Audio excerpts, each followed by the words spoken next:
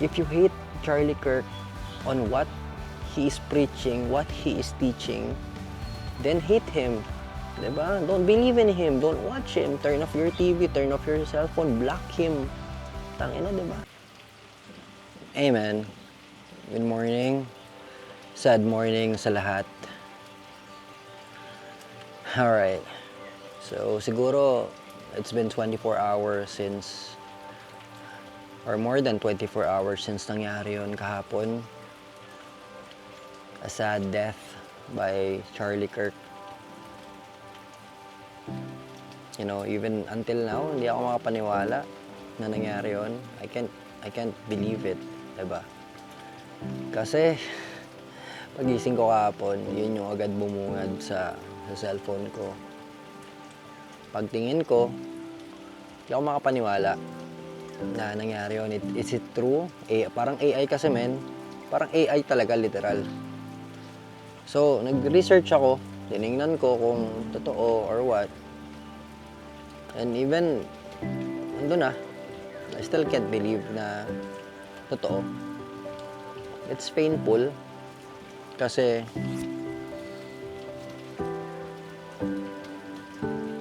sinong mag-aakalang may kayang gumawa nun, may kayang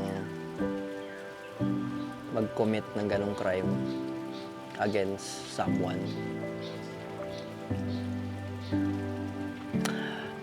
Ang hirap lang kasi maybe that's why painful para sa akin because I've been following him for quite some time. I've been watching him for quite some time, siguro past years. And nakikita ko yung mga debates niya, the way he speaks, the way he delivers, the way he speaks his mind, the way he speaks his beliefs. And makikita mo yung value niya, men eh. Makikita mo yung value niya. When he's debating someone, especially college students, na nagde-debate siya, he's not even mocking you. He's not even making fun of you if magkaiba kayo ng opinion. He's not even forcing you to believe him. Diba? Ang inaano niya lang, ito yung belief ko, yan yung belief mo. If whatever you think it's right, then do it. Diba? Yun lang naman yung ano niya, point niya. But for me, pero that's what I saw in him watching his video. I don't know him personally. I didn't meet him personally. Pero makikita mo kasi sa tao what he wants to deliver to the world, especially to the youth, to the next generation. Diba? I just can't imagine someone would commit something like that in broad daylight na thousands of students, thousands of people watching you, and then someone will think of committing that kind of crime na sobrang evil, sobrang demonyo mo, men, na naisip mo gawin yun in front of the next generation, youth. Parang sinasabi mo na youth or mga bata, mga teenager, ito gawin nyo. If you don't agree with someone, ito gawin nyo, it's okay. That's stupid. I can't imagine anong klaseng tao yun mag-isip. Paano siya mag-isip, di ba? How can you commit something like that? Is that what you want to spread to the youth, mga next generation, na okay lang gawin yon? Diba? If you don't agree on what he's saying, don't watch him. That's simple. If you don't agree anong paniniwala niya, paninindigan niya, opinion niya, don't watch him. Don't listen to him, diba? That's simple, man. Pero ganito lang yan. It's always human nature na bibigyan tayo lagi ng option. What we want to believe, di ba? Dalawa lang yan. It's either tama siya or tama ka, 'di ba? Pag hindi kayo nagtugma, that's totally okay. Kasi hindi naman pwedeng pare-parehas tayo lahat. Hindi naman pare-pareho dapat yung mga tao kasi magkakaiba tayo. We have free will. 'Di ba? Yun yung masarap sa pagiging tao, pagiging human being. Kasi we have a free will. Kung anong paniniwala mo, that's it. 'Di ba? You don't need to force yourself to believe on someone na hindi ka naman naniniwala, na wala ka naman tiwala.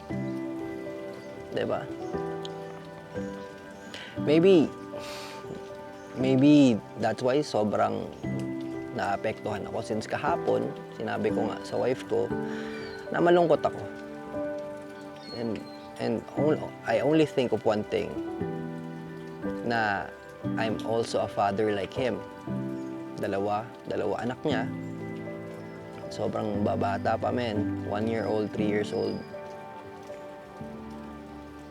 Sobrang painful lang para sa akin as a father na yung mga anak niya, they won't experience na uwi tatay nila, they will greet them, they will hug him. Ang sakit na ganung maisip, 'di ba? Na hindi nila ma-experience yun ever. They can only watch their father sa mga videos, sa mga legacy na lang. I know it will not be in vain, pero as a kids or yung mga bata na tatanda or lalaki without a father, it's gonna be a different kind of story, di ba? And lalong-lalo na yung wife niya na na-experience to ngayon, na-experience nila ngayon tong devastation na to. Sobrang hirap. I can't imagine how they feel, how they will survive, but I hope God will give them strength to move forward, to be stronger. And I know everyone is in pain, is devastated, especially to the ones that's close, very, very close to him. It's very painful na you just want to spread hate, you just want to be mad, you just want to hurt people that hurt the people or the guy that you admired, di ba? And that's human being. Ang hindi lang katanggap-tanggap yung ginawa niya, yung may gumawa sa kanya ng ganun. Di ba?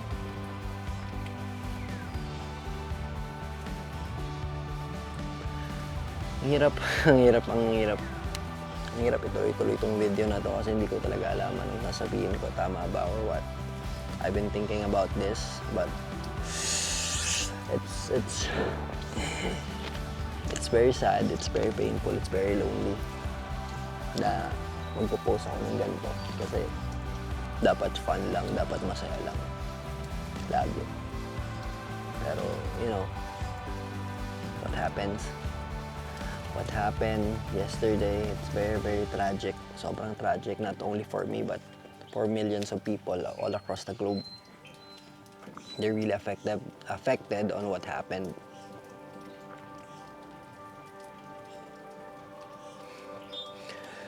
Ayun lang, I hope na yung family niya, maging mas stronger pa. I know it's gonna be tough, and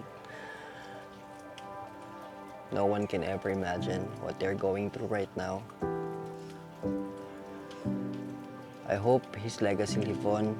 I hope kahit yung mga nakadebate niya or the ones that don't believe him, will get a chance to be silent and pray for him. Pray for his family na sobrang nagsasuffer ngayon. Yun lang, men. Yun lang. So, sana lahat, lang kayo, stay put lang. No hatred. Just spread love and good vibes to everyone. It's gonna be a tough road ahead, but, a lot of things is blowing up. Hindi ko alam ano nangyayari sa mundo ngayon, but it's full of evil. Sobrang gulo, sobrang lala. ng mga tao, anong iniisip nila. Pero, akin lang men, we're human being, di ba? At the end of the world, at the end of the day, mga tao pa rin naman magtutulungan men kasi tayo lang naman may capacity to understand each other, to accept each other. Diba? Yes, we have our differences, pero to commit something like that, to hurt people, diba? We need to accept na human nature natin, na magkakaiba tayo. Magkakaiba tayo how we grow up, magkakaiba tayo ng lugar, magkakaiba tayo ng prinsipyo. And yun lang men, we just need to accept that. That's the fact. Na magkakaiba tayo, hindi tayo pwede magkakapareho. Diba? Don't force yourself to believe on someone na you don't trust. Don't force din ikaw, kung may belief ka sa sarili mo, don't force that person to believe kung anong paniniwala mo. Diba? Kasi magkakaiba tayo. And that's the only thing that we need to accept. Now we need to understand each other even though we have a different opinion. Diba? Kasi magkakaiba tayong pinagdadaanan, magkakaiba tayo ng experiences. So hindi pwedeng pag sinabi ko sa'yo ito nang paniwalaan mo. No man, it's not gonna work like that. Diba? It takes time, it takes experience to believe in something. Diba? Hindi pwedeng pag ito bro, ito ganito, ito ganyan. Hindi ganoon. Diba? Kaya nga, practice makes perfect, diba? Kasi you need to practice it para alam mo okay, it's working for me. Diba? Kasi it doesn't mean na nag-work sa akin to, it will work for you. Diba? Pwedeng oo, pwedeng hindi. Ganun lang men, ganun lang kasimple ang buhay. Kaya hindi ko matanggap na if you hate Charlie Kirk on what he is preaching, what he is teaching, then hate him. Diba? Don't believe in him, don't watch him, turn off your TV, turn off your cell phone, block him. Tangina, diba? Pero yung gagawin mo yun, out of what? Because he's effective as a leader, he's effective as a person na kinakausap yung next generation. Diba? Kasi why would you go to campus, yung mga schools, if a lot of people will hate you? It takes courage, man. It takes a freaking stone heart. Ang laki ng puso mo nun to napupunta ka sa mga campus and you will expect a lot of hate. Pero still you're there. Because what? Kasi he knows his purpose. May purpose siya. Diba? May purpose siya. That's why he's doing it. Even though he's expecting a lot of hate, even though he knows it's dangerous. It's a danger for his own life. Alam niyang mangyayari to. Diba? Just before he died, he's still saying about, he's still hating the crime that we're doing to each other. I just can't, until now, I just can't believe, man. Hindi ako makapaniwala. Ay, man. Ayun lang. So I hope his legacy live on to each and every one of us. I hope and pray for his family, to give them strength, to help them move on to whatever happens. And sa lahat ng nanonood, sa lahat ng kilala siya, let's pray for Charlie Kirk's soul, but especially sa mga naiwan niya, sa mga kaibigan niya, sa mga nakakilala sa kanya, sa mga nag-a-admire sa kanya, man. Let's hold each other arms and pray and hope for a better future that come out of it. Let's not make his death in vain. Diba? Sana hindi natin sayangan tong opportunity na to. So, it's whether we take it badly or take it as an opportunity for us as human na to grow, to evolve for the betterness of everyone. Kasi men, ito tayo, we only have one life. Diba? We need to appreciate the life that was given to us. Kasi we'll never know if there's the next. Diba? Yes, we're gonna be in heaven someday, but this is what we live right now. This is where we live right now. Diba? So, ayun lang, men. I hope everyone will be okay. I hope everyone can move on from this. I hope everyone keeps spreading love and good vibes. And let's just hold each other's arms, hug each other, tell people that we love them, tell the people that's important to us that we love them and we're here for them. Even the people that we hate, you know, you don't need to tell them that you love them, but you just need to accept that we're just a different kind of people where we have our differences, we have our different opinions. We don't need to inflict like hatred. We don't need to inflict physical pain to everyone, to each, kahit kaninong tao. Diba? Ayun lang, men. Thank you so much for watching and, you know, spread love and good vibes and have a good one.